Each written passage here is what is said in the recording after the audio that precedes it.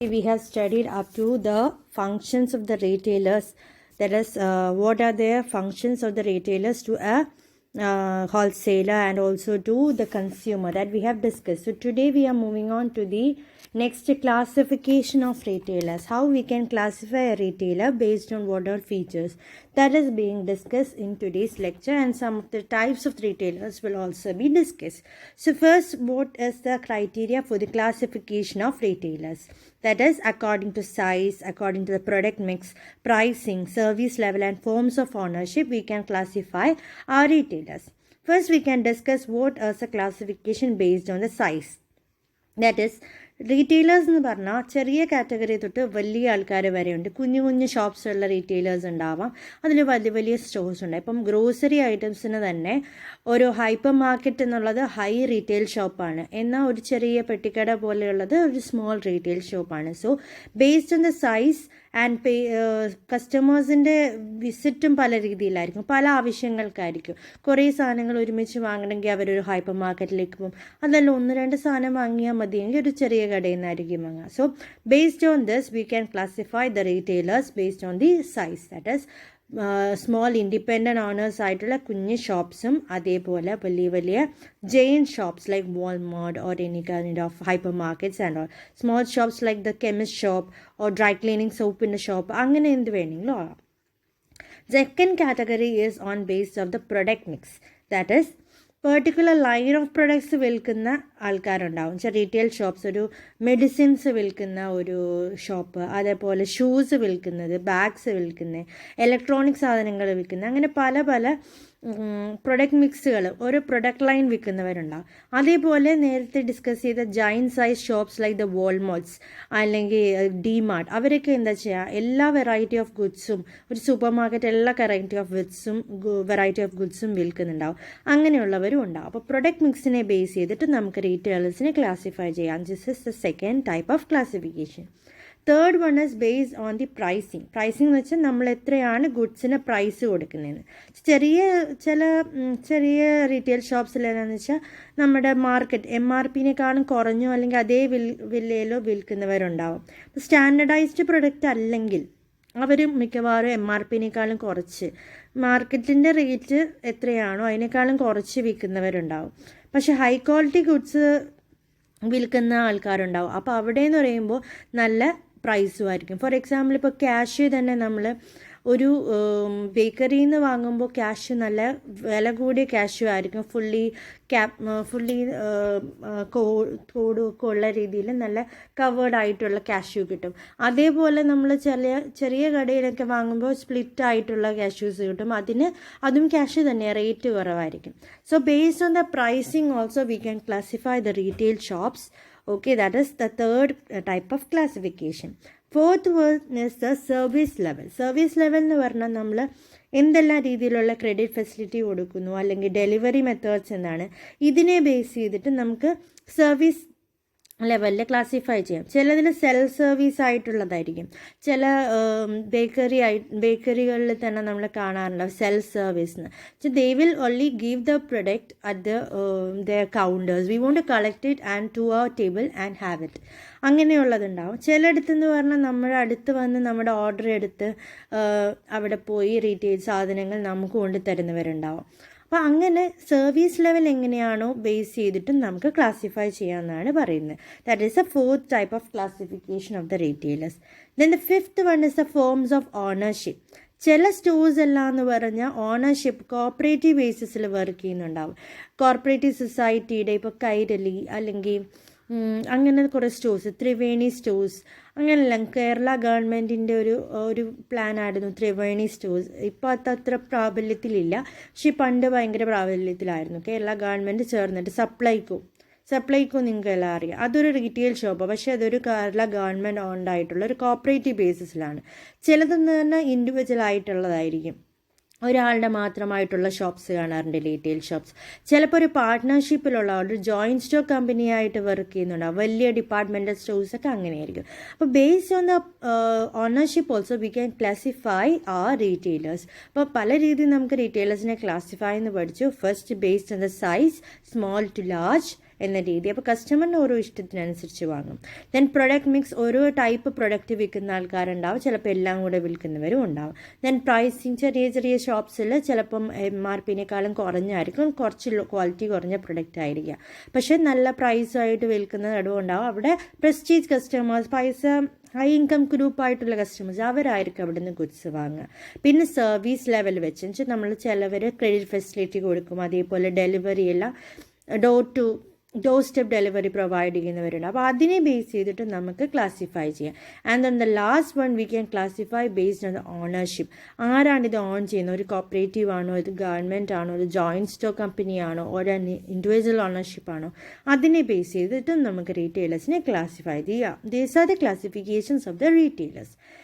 So next we want to study the types of retailers. Retailers പല തരത്തിലുള്ളതുണ്ട്, അതാണ് ഇനി discuss ചെയ്യുന്നത്. Of which the first one is the itinerant traders. Itinerant traders എന്ന് പറഞ്ഞാൽ they are found in all cities, towns and even in villagesലും ടൗൺസിലും എല്ലായിടത്തും കാണുന്നതാണ്. അവർക്കൊരു special fixed place ഒന്നും ഉണ്ടാവത്തില്ല. ഇങ്ങനെ യാത്ര ചെയ്യുന്ന ട്രേഡേഴ്സിനെ കാണാറില്ലേ, അവരെയാണ് നമ്മൾ itinerary traders എന്ന് പറയുന്നത്. They are in different type, hawkers and peddlers, periodic market traders or street traders. ഇങ്ങനെ ക്ലാസിഫിക്കേഷൻ ഉണ്ടെങ്കിൽ ചീപ്പ് ജാക്സ്, അങ്ങനെയെല്ലാം അവരെ നമ്മൾ അങ്ങനത്തെ ട്രേഡേഴ്സിനെയൊക്കെയാണ് itinerant traders എന്ന് പറയുന്നത്. അവർക്ക് സ്ഥിരമായിട്ടൊരു സ്ഥലം ഉണ്ടാവില്ല. അതിൽ ഫസ്റ്റ് വണ്ണാണ് the hawkers and the peddlers. Hawkers and peddlers എന്ന് വെച്ചാൽ light and cheap consumer goods of regular use, അതെല്ലാം വിൽക്കുന്ന ആൾക്കാർ. ചിലപ്പോൾ നമ്മളൊരു എടുത്ത് കാണാറുണ്ട് ഇങ്ങനെ കുറേ സാധനങ്ങൾ വിൽക്കുന്ന കുറച്ച് ആൾക്കാർ. ചീപ്പാണ്, പക്ഷെ നമുക്ക് സ്ഥിരം വേണ്ടത്. ഇപ്പോൾ വെജിറ്റബിൾസ് വിൽക്കുന്ന, ഫ്രൂട്ട്സ് വിൽക്കുന്നവർ, ചെറിയ ചെറിയ ടോയ്സ് എല്ലാം വഴിയരികിൽ വിൽക്കുന്ന ആൾക്കാർ, ഐസ്ക്രീം വിൽക്കുന്നവർ, അല്ലെങ്കിൽ റെഡിമെയ്ഡ് ഗാർമെൻറ്റ്സ്, ഈ വഴിയോര കച്ചവടക്കാരില്ലേ, അവർ മാറി വരുന്നവരുണ്ടാവും. അവരെയാണ് നമ്മൾ ഹോക്കേഴ്സ് ആൻഡ് പെഡലേഴ്സ് എന്ന് പറയുന്നത്. അവർ മിക്കവാറും സൈക്കിളിലോ അല്ലെങ്കിൽ ഒരു ഐസ്ക്രീംസ് എല്ലാം സൈക്കിളിൽ ഐസ്ക്രീംസ് കൊണ്ടുവരില്ല, അതാണ് ഞാൻ മെൻഷൻ ചെയ്തത്. അതേപോലെ ചിലപ്പോൾ അവരൊരു ബാഗിനകത്തോ അല്ലെങ്കിൽ കുറച്ച് അവരുടെ തലയിൽ ചുമന്നിട്ടൊക്കെ ആയിരിക്കും ഒരു സ്ഥലത്തോട്ട് കൊണ്ടുവച്ചിട്ട് അവർ ആ സർവീസ് പ്രൊവൈഡ് ചെയ്യുന്നത്. അപ്പം നമുക്ക് വാങ്ങാൻ സുഖമായിരിക്കും അങ്ങനെയുള്ള ബയേഴ്സിൻ്റെ അടുത്ത് നിന്ന്. പിന്നെ അവരുടെ അടുത്ത് നമുക്ക് ഒരിക്കലും പ്രൈസ് ഫിക്സ്ഡ് അല്ല, നമുക്ക് വില വേശാൻ പറ്റുന്നവരായിരിക്കും ഈ വഴിയോര കച്ചവടക്കാർ കൂടുതലും. നമുക്ക് അവരുടെ അടുത്ത് വില വേശിയിട്ട് തന്നെ പ്രൈസിൽ വാങ്ങാൻ പറ്റും.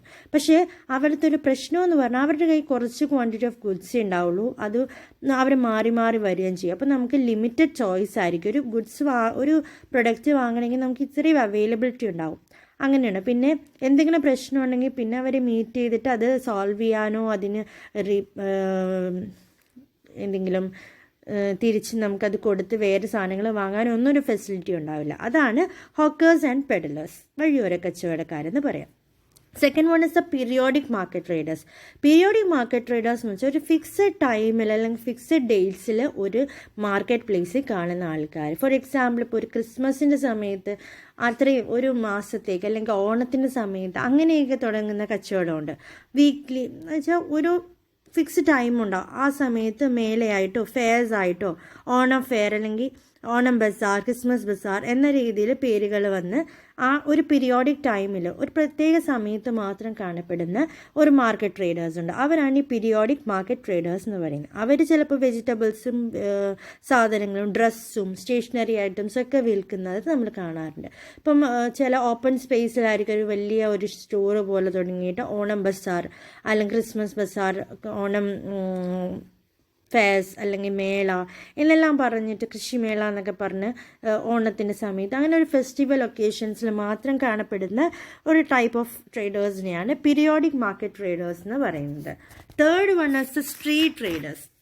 സ്ട്രീറ്റ് ട്രേഡേഴ്സ് എന്ന് വെച്ചാൽ ജസ്റ്റ് റോഡ് സൈഡിലും കോർണേഴ്സിലും ബസ് സ്റ്റാൻഡിലും ഒക്കെ ചെറിയ സാധനങ്ങളൊക്കെ വിൽക്കുന്ന ആൾക്കാരുണ്ടാവും. എന്ന് വെച്ചാൽ ബുക്സ്, പേനകൾ, അതേപോലെ ഗാർമെൻറ്റ്സ്, ഹാൻഡ് കർച്ചീഫ്സ്, അല്ലെങ്കിൽ ദിവസം നമുക്ക് വെച്ചാൽ പേഴ്സുകൾ വിൽക്കുന്നവർ, അങ്ങനെ ചെറിയ ലോ പ്രൈസിലായിട്ട് എന്നാൽ നമുക്ക് സ്ഥിരമായിട്ട് വേണ്ടത് കണ്ടാൽ ഒന്ന് വാങ്ങാൻ തോന്നും എന്നത്തെ തോന്നുന്ന ഗുഡ്സ് എല്ലാം വിൽക്കുന്നവർ, അവരെയാണ് നമ്മൾ സ്ട്രീറ്റ് ട്രേഡേഴ്സ് എന്ന് പറയുന്നത്. അവരൊരാൾ കുറച്ച് സാധനങ്ങളായിട്ടിരിക്കും, അങ്ങനെയുള്ളവരെ നമ്മൾ സ്ട്രീറ്റ് ട്രേഡേഴ്സ് എന്ന് പറയും. അതുപോലെ വേറൊരു കാറ്റഗറിയാണ് ചീപ്പ് ജാക്സ് എന്ന് പറഞ്ഞാൽ ഞാനിവിടെ മെൻഷൻ ചെയ്തിട്ടില്ല. അതേപോലെ ചീപ്പ് ജാക്സ് എന്ന് അവർ പറയുന്നത്. അവർക്കൊരു പെർട്ടിക്കുലർ ബിസിനസ് ഒന്നും ഉണ്ടാവില്ല. അവർ ചെറിയ ഷോപ്പ് എടുക്കും, ലോക്കൽ റെസിഡൻഷ്യൽ ഏരിയ, എന്നിട്ട് ഒരു ലൊക്കേഷന് വേറെ ലൊക്കേഷനിലേക്ക് പോലും വളരെ ചീപ്പായിട്ടുള്ള ഗുഡ്സ് ആയിരിക്കും ഇവിടെ വിൽക്കുന്നത്. ഫ്രൂട്ട്സ്, വെജിറ്റബിൾസ്, അങ്ങനെ വളരെ ചീപ്പായിട്ടുള്ള ഗുഡ്സ് വിൽക്കുന്നവരാണ്. അവരെയാണ് ജീപ്പ് ജാക്സ് എന്ന് പറയുന്നത്. Cheap jacks. So this is meant by what is itinerant traders. സ്ഥിരമായിട്ടൊരു കച്ചവടം ഇല്ലാത്ത ആൾക്കാർ, സ്ഥിരമായിട്ട് അവരൊരു സ്ഥലത്തുണ്ടാവില്ല, അവരിങ്ങനെ യാത്ര ചെയ്തുകൊണ്ടിരിക്കും. അതിൽ 3-4 ടൈപ്പാണ് ഞാൻ പറഞ്ഞ ഹോക്കേഴ്സ് ആൻഡ് പെഡലേഴ്സ്, വഴിയോര കച്ചവടക്കാർ പറയുന്നത്. പിന്നെ periodic trader, market traders, Onam bazaar അല്ലെങ്കിൽ ക്രിസ്മസ് ബസാർ അങ്ങനെ വരുന്നവർ. പിന്നെ സ്ട്രീറ്റ് ട്രേഡേഴ്സ്, ചെറിയ ചെറിയ സാധനങ്ങൾ, പേന, ബുക്സ് അങ്ങനെയെല്ലാം വിൽക്കുന്ന ആൾക്കാർ, പേഴ്സ്. ആൻഡ് ലാസ്റ്റ് ഇത് ജീപ്പ് ജാക്സ്. അവർക്ക് പെർട്ടിക്കുലർ ഒരു ബിസിനസ് ഒന്നും ഉണ്ടാവില്ല. അവർ ചെറിയ ഷോപ്സ് എല്ലാം എടുത്ത് അവരുടെ അപ്പോൾ എന്താണ് അവർക്ക് ബിസിനസ് ചെയ്യാൻ തോന്നുന്നു അത് ചെയ്യുന്നു, പോകുന്നു. വളരെ ചീപ്പായിട്ടുള്ള ഗുഡ്സ് ആയിരിക്കും അവർ വിൽക്കുന്നത്. ഇങ്ങനെ 4 classification. Next type of the retailers is a fixed shop retailers. Itinerant പോലെ അവരിങ്ങനെ മാറിക്കൊണ്ടേയിരിക്കും, ഒരു പ്രത്യേക സ്ഥലം ഉണ്ടാവില്ല. പക്ഷേ സെക്കൻഡ് ടൈപ്പ് എന്ന് വെച്ചാൽ ഫിക്സ്ഡ് ഷോപ്പ് റീറ്റെയിലേഴ്സ് എന്ന് പറഞ്ഞാൽ അവർക്ക് ഫിക്സ്ഡ് പ്ലേസ് ഉണ്ടാവും, ഒരു പെർമനൻ്റ് ആയിട്ടുള്ള സ്ഥലം ഉണ്ടാവും. അവർക്കൊരു റെസിഡൻഷ്യൽ ഏരിയയിലോ ഒരു സിറ്റിയിലോ ഒരു ടൗണിലായിരിക്കും അവർ താമസിക്കുന്നത്. അവരതിനനുസരിച്ച് ആ ഷോപ്പിൽ വന്ന് സാധനങ്ങൾ വിൽക്കുകയും വാങ്ങുകയൊക്കെ ചെയ്യുന്ന ആൾക്കാർ. അത് തന്നെ നമുക്ക് പല ടൈപ്പുണ്ട്. അതാണ് സ്മോൾ സ്കെയിൽ റീറ്റെയിലേഴ്സ്. അപ്പോൾ അവരുടെ ഓപ്പറേഷൻ ബേസ് വലുതാണോ ചെറുതാണോ എന്ന് ബേസ് ചെയ്ത് സ്മോൾ സ്കെയിൽ റീറ്റെയിലേഴ്സും ഉണ്ട്, ലാർജ് സ്കെയിൽ റീറ്റെയിലേഴ്സും ഉണ്ട്. So first we won't to discuss what as a small scale retailer. ഒരു സ്മോൾ സ്കെയിൽ റീറ്റെയിലർ എന്ന് പറഞ്ഞാൽ ആരാണ്? അവർ ലിമിറ്റഡ് ലൈൻ ഓഫ് ഗുഡ്സ് അല്ലെങ്കിൽ ചെറിയ ചെറിയ ഷോപ്സ്, റെസിഡൻഷ്യൽ ലൊക്കാലിറ്റീസ്, ചെറിയ ചെറിയ ഷോപ്സ് എല്ലാം നടത്തുന്ന ആൾക്കാരെയാണ് നമ്മൾ സ്മോൾ സ്കെയിൽ റീറ്റെയിലേഴ്സ് എന്ന് പറയുന്നത്. അത് ജനറൽ സ്റ്റോഴ്സ് ആണോ, സിംഗിൾ ലൈൻ സ്റ്റോഴ്സ് ആവാം, ഒരേ ടൈപ്പ് ഓഫ് പ്രൊഡക്ട്സ് വിൽക്കുന്ന സ്റ്റോർ ആവാം, സ്പെഷ്യാലിറ്റി ഷോപ്സ് ആയിരിക്കാം. ഇപ്പം മെഡിസിനൽ എന്ന് വെച്ചാൽ സ്പെഷ്യാലിറ്റി ഷോപ്പാണ്. അതുപോലെ കോസ്മെറ്റിക് ഷോപ്സ് അല്ലെങ്കിൽ ലേഡീസ് സ്റ്റോർ എന്ന് കാണാം, അതും സ്പെഷ്യാലിറ്റിയാണ്. Then street shops, second hand good shops കാണാറുണ്ട്, സെക്കൻഡ് ഷോപ്സ് ഉണ്ടാവും. അങ്ങനെ പല രീതിയിലുള്ളതുണ്ട് ഈ സ്മോൾ സ്കെയിൽ റീറ്റെയിലേഴ്സിൽ. അതിൽ ഫസ്റ്റ് വണ്ണാണ് ജനറൽ സ്റ്റോഴ്സ് എന്നുള്ളത്. ജനറൽ സ്റ്റോഴ്സിന് ലോക്കൽ കസ്റ്റമേഴ്സിന് വേണ്ടി ജനറൽ ഐറ്റം ഓഫ് ഗുഡ്സ്, നമ്മുടെ സോഫ്റ്റ് ഡ്രിങ്ക്സ് അല്ലെങ്കിൽ ഗ്രോസറീസ് അങ്ങനെ സാധനങ്ങളെല്ലാം. അപ്പോൾ ഒരു കൺസ്യൂമറിന് ഒരു കടയിൽ നിന്ന് ഒരുവിധം എല്ലാ സാധനങ്ങളും കിട്ടുന്ന ഒരു ജനറൽ സ്റ്റോറൊക്കെ കാണാറുണ്ട്. ഒരു റെസിഡൻഷ്യൽ ഏരിയയിൽ ഒരു ജനറൽ സ്റ്റോർ ഉണ്ടാവും. സോപ്പ് ഉണ്ടാവും, ജീപ്പ് ഉണ്ടാവും, പച്ചക്കറി ഉണ്ടാവും, അതേപോലെ ബുക്സ് ഉണ്ടാവും, പേന ഉണ്ടാവും, ചോക്ലേറ്റ്സ് ഉണ്ടാവും, അങ്ങനെ എല്ലാ രീതിയിലുള്ളത്. അവിടെ നമ്മൾ കടം പറഞ്ഞ് പറ്റ് ബുക്കൊക്കെ വെച്ചിട്ടുള്ളതില്ല, അങ്ങനെയുള്ള ചെറിയ കടകളെ അവിടെ അപ്പോൾ ക്രെഡിറ്റ് ഫെസിലിറ്റിയിൽ ഗുഡ്സ് കൊടുക്കും. എന്നുവെച്ചാൽ അവിടെയുള്ള കസ്റ്റമേഴ്സിന് റെഗുലർ കസ്റ്റമേഴ്സാണ്, അതുകൊണ്ടാണ് അവർ ക്രെഡിറ്റ് ഫെസിലിറ്റിയിൽ ഗുഡ്സ് കൊടുക്കുന്നത്. ഒരു ടൈമിലായിരിക്കും അവർ ആ പറ്റ് തീർക്കുന്നത്. അങ്ങനെയുള്ള സ്റ്റോഴ്സിനെയാണ് നമ്മൾ ജനറൽ സ്റ്റോഴ്സ് എന്ന് പറയുന്നത്. ആൻഡ് അവിടെയുള്ള പ്രശ്നം എന്ന് പറഞ്ഞാൽ അവിടെ ലിമിറ്റഡ് സ്റ്റോഴ്സ് ആയിരിക്കും. നമുക്ക് അവരുടെ കയ്യിലുണ്ടാവുന്ന സാധനങ്ങളെ അവർ വിൽക്കാനുണ്ടാവില്ല. അത് കൂടുതൽ സ്പെഷ്യാലിറ്റി ആയിട്ടുള്ള ക്വാളിറ്റി ഗുഡ്സ് അങ്ങനെയൊന്നും അവർ പ്രൊവൈഡ് ചെയ്യണമെന്നില്ല. That is the first category, that is general stores. Second one is the single line stores. Single line stores എന്ന് പറഞ്ഞാൽ റെഡിമെയ്ഡ് ഗാർമെൻറ്റ്സിൻ്റെ ഷോപ്പ്, അല്ലെങ്കിൽ മെഡിസിനൽ ഷോപ്പ്, ഇലക്ട്രോണിക് ഗുഡ്സിൻ്റെ ഷോപ്പ്, ബുക്സിൻ്റെ ഷോപ്പ്, അങ്ങനെ ഓരോ പ്രൊഡക്റ്റിനനുസരിച്ച് അല്ലെങ്കിൽ ഓരോ പ്രൊഡക്റ്റുകൾ മാത്രം വിൽക്കുന്ന ഒരു കാറ്റഗറി ഓഫ് പ്രൊഡക്റ്റ്, ഒരു പ്രൊഡക്റ്റ് ലൈൻ മാത്രം വിൽക്കുന്ന ഒരു സ്റ്റോറിനെയാണ് നമ്മൾ സിംഗിൾ ലൈൻ സ്റ്റോഴ്സ് എന്ന് പറയുന്നത്. ഒരു പെർട്ടിക്കുലർ ലൈൻ ഓഫ് പ്രൊഡക്ട്സ് മാത്രമായിരിക്കും. ബുക്സ് എന്ന് വെച്ചാൽ പല രീതിയിലുള്ള ബുക്സ്, പേന, സ്റ്റേഷനറി ഐറ്റംസ് ആയിരിക്കും. മെഡിസിൻ എന്ന് വെച്ചാൽ പല രീതിയിലുള്ള മെഡിസിൻ, ഗാർമെൻറ്റ്സ് എന്ന് വെച്ചാൽ പല രീതിയിലുള്ള ഗാർമെൻറ്റ്സ്, കുട്ടികളുടെയും വലിയവരുടെയും ആണുങ്ങളുടെയും പെണ്ണുങ്ങളുടെയും അങ്ങനെ വിൽക്കുന്നത്. അങ്ങനെയുള്ളതിനാണ് നമ്മൾ സിംഗിൾ ലൈൻ സ്റ്റോഴ്സ് എന്ന് പറയുന്നത്. Third categories speciality stores. Speciality stores എന്ന് പറഞ്ഞാൽ നമ്മൾ കിഡ്സ് വെയർ എന്ന് പറഞ്ഞിട്ട് ചില ഷോപ്സ് കാണാറുണ്ട്. അവിടെ എന്താ ഒരു ഗാർമെൻറ്റ് ഷോപ്പാണ്, അതിൽ കിഡ്സിന് മാത്രമുള്ള സെഷനാണ്. കുട്ടികൾക്ക് മാത്രമുള്ള ഡ്രസ്സ്, കുട്ടികൾക്കുള്ള ബുക്ക്, കുട്ടികൾക്കുള്ള ടോയ്സ് എന്ന് സ്പെഷ്യലൈസ് ചെയ്തിട്ട് കിട്ടുന്ന ഗുഡ്സില്ലേ, അതിനാണ് നമ്മൾ സ്പെഷ്യാലിറ്റി ഷോപ്സ് എന്ന് പറയുന്നത്. That is a third category. എന്ന് വെച്ചാൽ ഒരു സിംഗിൾ പ്രൊഡക്റ്റ് ലൈനിലൊരു സിംഗിൾ പ്രൊഡക്റ്റ് ബേസ് ചെയ്ത് മാത്രം അല്ലെങ്കിൽ സിംഗിൾ കാറ്റഗറി ബേസ്ഡ് മാത്രമുള്ള ഗുഡ്സിനെയാണ് നമ്മൾ സ്പെഷ്യാലിറ്റി ഷോപ്സ് എന്ന് പറയുന്നത്. അതേപോലെ ചിലപ്പോൾ ഒരു കമ്പനിയുടെ മാത്രമായിരിക്കും. ഇപ്പോൾ പതഞ്ജലിയുടെ സ്റ്റോഴ്സ് എന്നൊക്കെയാണ്, അതെല്ലാം സ്പെഷ്യാലിറ്റി സ്റ്റോഴ്സ്, പതഞ്ജലിയുടെ മാത്രം പ്രൊഡക്ട്സ് കിട്ടുന്നത്. അങ്ങനെയുള്ളതിനാണ് സ്പെഷ്യാലിറ്റി ഷോപ്സ് എന്ന് പറയുന്നത്. Fourth one is street shops. എന്നുവെച്ചാൽ സ്ട്രീറ്റുകളിലായിരിക്കും ലൊക്കേറ്റ് ആയിരിക്കുന്നത്. അതൊരു ടേബിളോ ഒരു സ്റ്റാൻഡോ ഒരു ഷെൽഫോ വോളോ അത്രയൊക്കെ ഉണ്ടാവുള്ളൂ അങ്ങനെയുള്ള സ്ട്രീറ്റ് ഷോപ്സ്. പേനയോ സ്റ്റോറി ബുക്കോ മാഗസീൻസ് എല്ലാം വിൽക്കുന്നത്. ഇപ്പം നമുക്ക് റെയിൽവേ സ്റ്റേഷനിലൊക്കെ കാണാറുണ്ട് ലോ പ്രൈസ്ഡ് ആയിട്ടുള്ള ബുക്സുകൾ, മാഗസീൻസ് എല്ലാം വിൽക്കുന്നത്. അപ്പോൾ അവർ സെമി പെർമനൻ്റ്, അവർ ചിലപ്പോൾ ലൊക്കേഷൻ ആ സ്ട്രീറ്റിൽ തന്നെ, ഇപ്പോൾ കോഴിക്കോട് തന്നെ മിഠായി തെരുവിൽ നിന്നുള്ളതെന്ന് വെച്ചാൽ സ്ട്രീറ്റ് ഷോപ്സാണ്. അവിടെ ഒരു ചെറിയൊരു സ്ഥലം ഉണ്ടാവുള്ളൂ, ഒരു ഷെൽഫ് ഉണ്ടാവും, അതിനകത്ത് തന്നെ സാധനങ്ങൾ വിൽക്കും, ചെറിയ ചെറിയ വിലക്കായിരിക്കും. അത് ചിലപ്പോൾ സെമി പെർമനൻ്റാണ്. സ്ഥിരമായിട്ട് അവർ കടയായിട്ട് ഓൺ ചെയ്യുന്നൊന്നും ഉണ്ടാവില്ല. ഇപ്പോൾ ലോക്കൽ അതോറിറ്റിയുടെ ഒരു സമ്മതത്തിൽ അവർ വർക്ക് ചെയ്യുന്നു. ചിലപ്പോൾ അവർക്ക് പോകണമെന്ന് ലോക്കൽ അതോറിറ്റി പറയുകയാണെങ്കിൽ അവർ പോകേണ്ടി വരും. അങ്ങനെയുള്ള ഷോപ്സിനെയാണ് സ്ട്രീറ്റ് ഷോപ്സ് എന്ന് പറയുന്നത്. Next category is the second hand goods shops. Second hand ആയിട്ടുള്ള ബുക്സ്, കാറ്, അതുപോലെ ഫർണിച്ചേഴ്സ് അതെല്ലാം വിൽക്കുന്ന ഷോപ്സ് കാണാറുണ്ട് നമ്മൾ. അതിനാണ് സെക്കൻഡ് ഹാൻഡ് ഗുഡ്സ് ഷോപ്പ് എന്ന് പറയുന്നത്. ഇവിടെ നമ്മൾ കൂടുതലും ഈ എറണാകുളത്ത് കാണാറുണ്ട്, ഫോർട്ട് കൊച്ചിയിലെല്ലാം പഴയ ആൻറ്റിക് സാധനങ്ങൾ വിൽക്കുന്ന കടകൾ കാണാറില്ലേ, ഇതെല്ലാം സെക്കൻഡ് ഹാൻഡ്സ് ഗുഡ്സ് ആണ് അവിടെ വരുന്നത്. ആൻറ്റിക് സാധനങ്ങൾ എന്ന് വെച്ചാൽ പണ്ട് യൂസ് ചെയ്തിരുന്ന സാധനങ്ങൾ ഇപ്പോൾ വില കൂട്ടി വിൽക്കുന്നത്.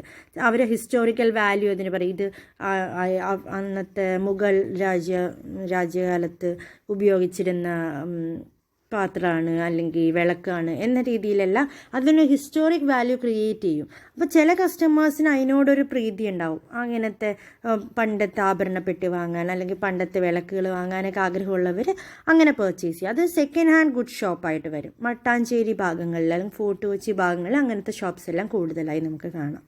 That is A second hand good shop. Last one is second shop. Second shops എന്ന് പറഞ്ഞാൽ അവർ മാനുഫാക്ചറിങ് ഡിഫക്റ്റ് ഉള്ള പ്രൊഡക്ട്സ് ആയിരിക്കും വിൽക്കുന്നത്.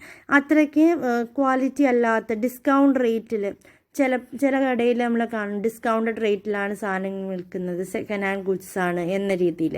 സെക്കൻഡ് ഹാൻഡ് ആയിരിക്കില്ല. സെക്കൻഡ് ഹാൻഡ് ഗുഡ്സ് എപ്പോഴും ക്വാളിറ്റിയുള്ള ഗുഡ്സ് ഒന്നും യൂസ് ചെയ്തു എന്ന് മാത്രം, പക്ഷേ എന്തെങ്കിലും മാനുഫാക്ചറിങ് ഡിഫക്റ്റ് ഉണ്ടാകുന്ന സാധനങ്ങൾ വിൽക്കത്തില്ലേ, അങ്ങനെയുള്ളതിനെ നമ്മൾ സെക്കൻഡ്സ് ഗുഡ്സ് എന്ന് അല്ല സെക്കൻഡ് ഷോപ്സ് എന്ന് പറയും. അപ്പം അതിന് വില കുറച്ചായിരിക്കും വിൽക്കുന്നത്. Such goods cannot be sold with other goods.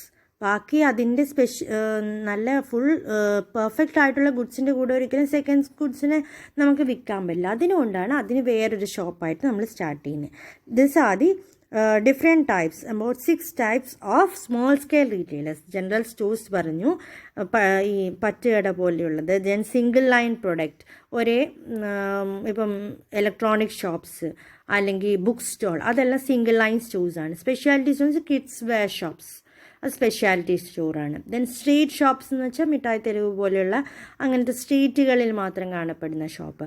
Second hand good shops എന്ന് പറയുമ്പോൾ നമ്മളുടെ മട്ടാഞ്ചേരി, ഫോർട്ട് കൊച്ചി അങ്ങനെ കാണുന്ന സ്പെഷ്യാലിറ്റി ആൻറ്റിക് സാധനങ്ങൾ അല്ലെങ്കിൽ സെക്കൻഡ് ഹാൻഡ് ആയിട്ട് വന്നിട്ടുള്ള ഗുഡ്സ് അതെല്ലാം വിൽക്കുന്നത്.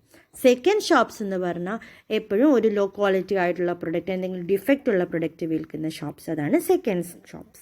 These are the several types of the fixed shop റീറ്റെയിലേഴ്സിലെ സ്മോൾ സ്കെയിൽ റീറ്റെയിലേഴ്സിനെ ക്ലാസിഫിക്കേഷൻ ആയിട്ടുള്ള 6 നമ്മൾ ഡിസ്കസ് ചെയ്തത്. ഇനി നമുക്ക് ഇതേപോലെ ലാർജ് സ്കെയിൽ റീറ്റെയിലേഴ്സിനെ ക്ലാസിഫിക്കേഷൻ പഠിക്കണം.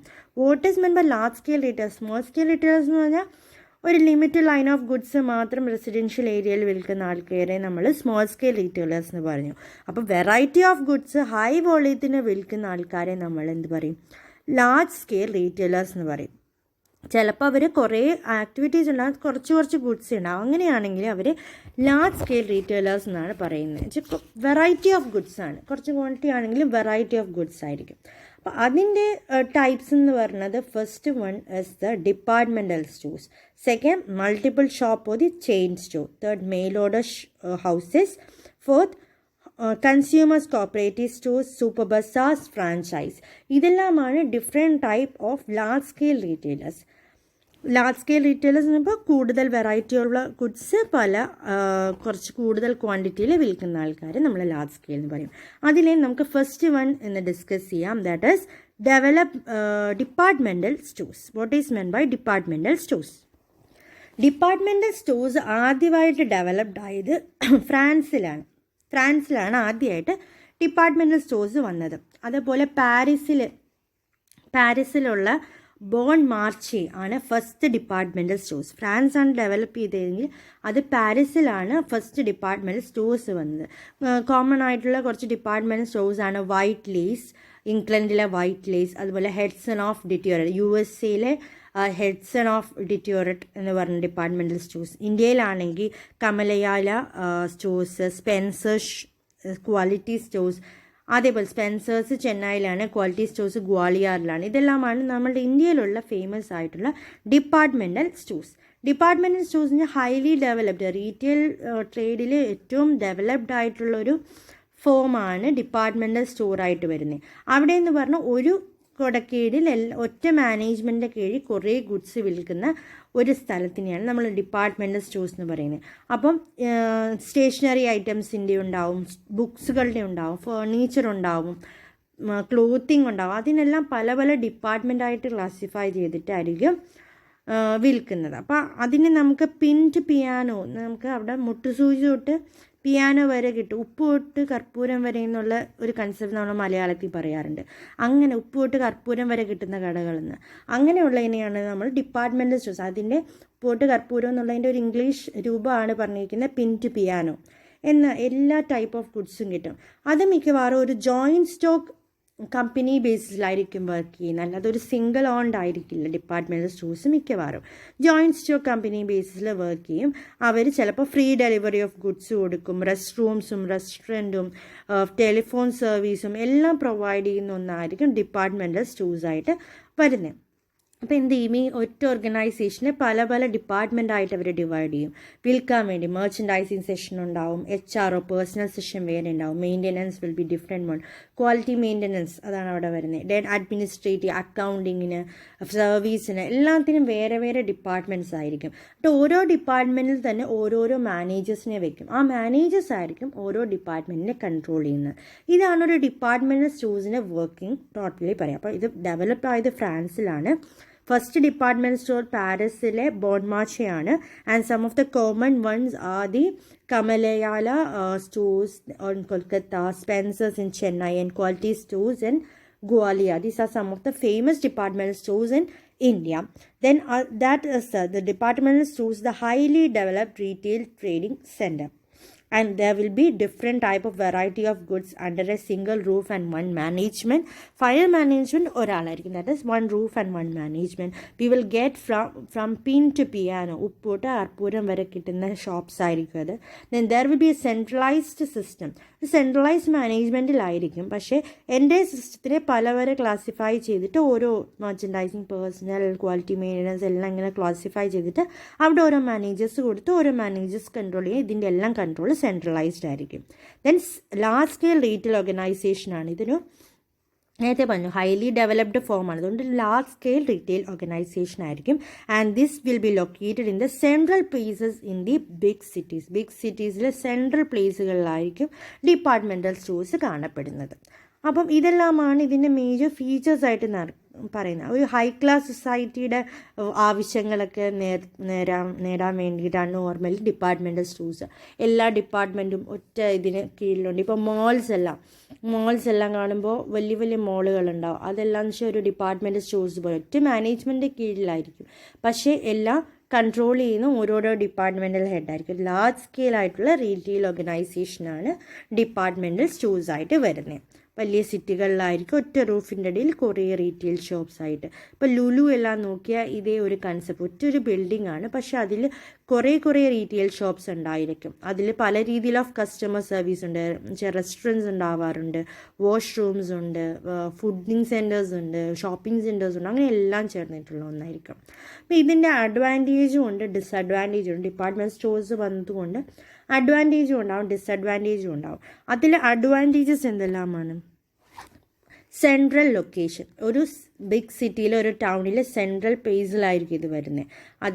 This is one of the advantage. Second one is increased sales. എന്ന് വെച്ചാൽ അവിടെ എല്ലാ ഗുഡ്സും കിട്ടുന്നുണ്ട്. ഇപ്പോൾ നമ്മൾ ലുലുവിൽ പോയാൽ തന്നെ ഒരു സാധനം വാങ്ങാൻ പോയാലും നമ്മൾ എല്ലാ ഷോപ്സിലും കയറി കുറച്ച് സാധനങ്ങളെങ്കിലും വാങ്ങും. അപ്പോൾ ഒരു ഇൻക്രീസ്ഡ് സെയിൽസ് ആണ് നമ്മളവിടെ കാണുന്നത്. ലാർജ് വോളിയൂം ഓഫ് സെയിൽസ് നമുക്ക് കാണപ്പെടും. Then employment of experts. അവിടെ എല്ലാം ചെയ്യാൻ, പർച്ചേസിങ്ങിന് തൊട്ട് സെയിൽസ് പ്രൊമോഷനും അഡ്വർടൈസ്മെൻറ്റ്സിനൊക്കെ എക്സ്പേർട്ട് എക്സ്പേർട്സ് ആൾക്കാരായിരിക്കും. They will be engaged in all these activities. That is a third advantage. Next one is the economies of large scale operation. Large scale ആയിട്ടല്ലേ retail operation നടക്കുന്നത്. അപ്പോൾ എപ്പോഴും അതിൻ്റേതായ ബെനിഫിറ്റുകൾ അങ്ങനെയുള്ള ഓർഗനൈസേഷൻ ഉണ്ടാവും. ഡിപ്പാർട്ട്മെൻറ്റ് സ്റ്റോഴ്സിൽ എപ്പോഴും large scale production നടക്കുമ്പോൾ they will be having some kind of revenue from it. That is the economies will be there. Then reduce shopping efforts. നമുക്ക് ഒറ്റ കൊടുക്കയിലെല്ലാം കിട്ടത്തില്ലേ, ഒറ്റൊരു റൂഫിൻ്റെ അടിയിൽ തന്നെ എല്ലാ ഫെസിലിറ്റീസും ഉള്ളതുകൊണ്ട് കസ്റ്റമേഴ്സിന് ഷോപ്പിങ്ങിന് വേണ്ടി ഇപ്പോൾ ഡ്രസ്സ് വാങ്ങണം, നമുക്ക് ഡ്രസ്സ് വാങ്ങണം, അതുപോലെ കോസ്മെറ്റിക്സ് വാങ്ങണം, അങ്ങനെ കുറേ ആഗ്രഹങ്ങളുണ്ടെന്ന് വെച്ചോ. എന്നാൽ ഇതിൻ്റെ ഇടയിൽ നമുക്ക് ഫുഡ് കഴിക്കണം, രാവിലെ തൊട്ട് വൈകിട്ട് വരെ അതിനുള്ളിൽ നിന്ന് നമുക്ക് എല്ലാ വർക്കും തീർന്ന് ഇറങ്ങാൻ പറ്റും, എല്ലാ പർച്ചേസും ചെയ്യാൻ പറ്റും. So it reduces the shopping efforts. Then mutual advertisements. എല്ലാ ഡിപ്പാർട്ട്മെൻറ്റും അതിനുള്ളിൽ തന്നെ ആയതുകൊണ്ട് ഒരു മ്യൂച്വൽ അഡ്വർടൈസിങ് ഉണ്ടാവും ഓരോ ഡിപ്പാർട്ട്മെൻറ്റ്സുകൾ തമ്മിൽ. ദെൻ റിസ്ക് ഡൈവേർഷനാണ്. റിസ്ക് ഡൈവേർഷൻ എന്ന് പറഞ്ഞാൽ ഒരു ഡിപ്പാർട്ട്മെൻറ്റിൽ ഒരു നഷ്ടം ഉണ്ടായാലും ബാക്കി ഡിപ്പാർട്ട്മെൻറ്റുകളിൽ നിന്നുള്ള ലാഭത്തിൽ നമ്മുടെ ഓർഗനൈസേഷൻ വർക്ക് ചെയ്യും, അങ്ങനെ ഒരു പ്രശ്നം ഉണ്ടാവില്ല. Then economies of large scale production that I have discussed. And last, consumer service. എല്ലാം ഉള്ളിൽ തന്നെ ഉണ്ടല്ലോ, റെസ്റ്റ് റൂംസ് ഉണ്ടാവും, ക്യാൻറ്റീൻ ഫെസിലിറ്റി ഉണ്ടാവും, ടെലിഫോൺ ഫെസിലിറ്റി ഉണ്ട്, അങ്ങനെ എല്ലാം പ്രൊവൈഡഡ് ആയിട്ടുള്ളതുകൊണ്ട് കസ്റ്റമർ സർവീസ് നല്ല കൂടുതലായിരിക്കും departmental stores. So these are the major advantages of A departmental stores. Central location, increase sale, employment of experts, reduce shopping efforts, mutual advertisements, economies of large scale production, risk diversion and customer service. ഇത്രയും advantage ഉണ്ടെങ്കിലും കുറച്ച് ഡിസഡ്വാൻറ്റേജസും നമുക്ക് കാണും ഒരു departmental stores. What are they? First one is locational disadvantage. നമ്മൾ പറഞ്ഞു ഇത് big സിറ്റികളിൽ central പ്ലേസുകളിലാണെന്ന്. അപ്പോൾ ഇതിനടുത്തല്ലാത്ത കസ്റ്റമേഴ്സ് ഇതിനെപ്പോഴും ബുദ്ധിമുട്ടായിരിക്കും. ഇപ്പോൾ നമുക്ക് ലുലു എന്നുള്ളതൊരു വലിയ മാർട്ടാണെന്നറിയാം, പക്ഷേ നമ്മളുടെ ലൊക്കേഷൻ വെച്ച് നോക്കുമ്പോൾ ഇത് വളരെ ദൂരെയാണ്. ഇടുക്കിയിൽ നിന്ന് ഇപ്പോൾ ലുലുവിൽ പോകാനെന്ന് വെച്ചാൽ എത്ര ദൂരം പോകേണ്ടി വരും. അപ്പോൾ അങ്ങനെ നമുക്ക് ആ ഡിപ്പാർട്ട്മെൻറ്റ് സ്റ്റോഴ്സിന് അടുത്തല്ലാത്തവരാകുമ്പോൾ അത് നല്ല ബുദ്ധിമുട്ടുകൾ ഉണ്ടാക്കാറുണ്ട്. Second, lakh of personnel attention. നിറയെ കസ്റ്റമേഴ്സും ഉണ്ടാവും, അതുകൊണ്ട് ഓരോരുത്തർക്കും അവിടുത്തെ സ്റ്റാഫിന് പേഴ്സണൽ അറ്റൻഡൻസ് അറ്റൻഷൻ കൊടുക്കാൻ പറ്റില്ല. അവരെ പേഴ്സണലി ചെന്ന് നിങ്ങൾക്ക് എന്താ വേണ്ടതെന്ന് മീറ്റ് ചെയ്യാൻ പറ്റത്തില്ല എല്ലാ കാര്യങ്ങളും. അതാണ് lack of personnel attention. Then high prices. ഇത്ര വലിയൊരു ഷോപ്പിൽ പല റീറ്റെയിൽ ഷോപ്സ് ആയിട്ട് വരുമ്പോൾ അവിടെ പ്രൈസ് നോർമലി ഹൈ ആയിരിക്കും. നോർമലി ഹൈ എന്ന് വെച്ചാൽ അവരുടെ ഓപ്പറേഷൻ കോസ്റ്റും ആ ബിൽഡിങ്ങിൻ്റെ ചാർജും AC, ഇത്രയും ആൾക്കാർക്ക് റെസ്റ്റ് റൂംസ് എല്ലാം ക്യാൻറ്റീൻ ഫെസിലിറ്റി എല്ലാം പ്രൊവൈഡ് ചെയ്ത് വരുമ്പോൾ they will be levying higher prices for their goods. എല്ലാ ഗുഡ്സിനും ഒരുവിധം നല്ല പ്രൈസ് ആയിരിക്കും. Then high operating cost. ഇത്രയും എക്സ്പേർട്സുകൾ ഉണ്ടെന്ന് പറഞ്ഞു, അതുപോലെ വലിയ ബിൽഡിംഗ് വേണം, അപ്പോൾ അതിനുള്ള റെൻറ്റ്, എക്സ്പേർട്സിൻ്റെ സാലറി, ബാക്കിയുള്ള സർവീസസ് എല്ലാം നല്ല എക്സ്പെൻസീവ് സർവീസ് ആയിരിക്കും അവർ പ്രൊവൈഡ് ചെയ്യും. അതെല്ലാം add on to the costs, operating കോസ്റ്റിലേക്ക് ആഡ് ഓൺ ചെയ്യും ഇതെല്ലാം, എക്സ്പേർട്സിൻ്റെ സാലറിയും റെൻറ്റും എല്ലാം. ചിലപ്പോൾ AC ഫെസിലിറ്റി പ്രൊവൈഡ് ചെയ്യും, അപ്പോൾ ഇത്രയും വലിയൊരു ഇതിൽ AC പ്രൊവൈഡ് ചെയ്യുമ്പോൾ അതിൻ്റെ ചാർജ് എല്ലാം കൂടുതലായിരിക്കും. Then excessive advertising cost. Self advertising നടക്കുമെങ്കിലും നമുക്ക് പുറത്ത് ഡിപ്പാർട്ട്മെൻറ്റ് സ്റ്റോഴ്സിൻ്റെ അഡ്വർടൈസിങ് പുറത്ത് കൊടുത്തത്, ഇപ്പോൾ ലുലു ഇത്രയും ഫേമസ് ആയത് അവരുടെ ആദ്യത്തെ അഡ്വർടൈസിങ്സ് കൊണ്ടും അവിടെ വന്ന കസ്റ്റമേഴ്സ് കൊണ്ടുമാണ്. അപ്പം അങ്ങനെ ആദ്യം ഇനീഷ്യൽ ടൈമിൽ വലിയ അഡ്വർടൈസിങ് കോസ്റ്റ് ആയിരിക്കും ഇവർക്ക് ചിലവാകുന്നത്. Then lack of effective control. ഇത് പല ഡിപ്പാർട്ട്മെൻ്റ് അല്ലേ, പല ഡിപ്പാർട്ട്മെൻറ്റും ഓരോരുത്തരും മാനേജ് ചെയ്യും, എന്നിട്ട് അതിനെ ടോട്ടൽ ഒരു മാനേജ്മെൻറ്റിൻ്റെ കീഴിലാണ്. സംടൈംസ് ഈ മാനേജ്മെൻറ്റിൻ്റെ കൺട്രോള് അങ്ങ് പ്രോപ്പറായിട്ട് എല്ലായിടത്തും എത്തണമെന്നില്ല, എല്ലായിടവും സൂപ്പർവൈസ് ചെയ്യണമെന്നില്ല. അങ്ങനെ വരുമ്പോൾ പ്രോബ്ലംസ് കൂടുതലായിരിക്കും. Employees issues will be more. And the last, blocking up of capital. Department സ്റ്റോഴ്സിൽ ചിലപ്പോൾ ചില ഭാഗങ്ങളിൽ നമുക്ക് അഡ്വർടൈസിങ്സ് കൂടുതലിട്ട് ക്യാപിറ്റൽ പോവുക, അപ്പോൾ ചില സെഷൻസ് മാത്രം ക്യാപിറ്റൽ ബ്ലോക്ക്ഡ് ആയി പോകും. മൊത്തത്തിൽ ഉള്ള അഡ്വർടൈസിങ്സിനൊന്നും പൈസ കിട്ടാണ്ട് ഒരവസ്ഥ വരും. So these are the major disadvantages like locational disadvantage, lack of personnel attention, high prices for the product, high operation cost due to the export salary and all, excessive advertising cost initially, lack of effective control and also the blocking up of capital. So these are the major disadvantages. So today we have discussed what are the classification of the retailers based on size, product mix, pricing, service level and the forms of ownership. Next we have discussed the types of retailers, that is itinerant traders and fixed shop retailers, on which we have discussed itinerant hawkers and peddlers, periodic market traders and street traders. And second, the fixed shop retailers, in which we have discussed two types, large scale and small scale. In small scale, we have seen the general stores, single line, specialty, street, second hand and seconds goods. And in large scale, we were discussing the departmental stores, its features, its advantage and the disadvantages in total. So that's all for the day. If you have any doubts, message me or ask on any occasion. So we can meet in the next lecture. Thank you.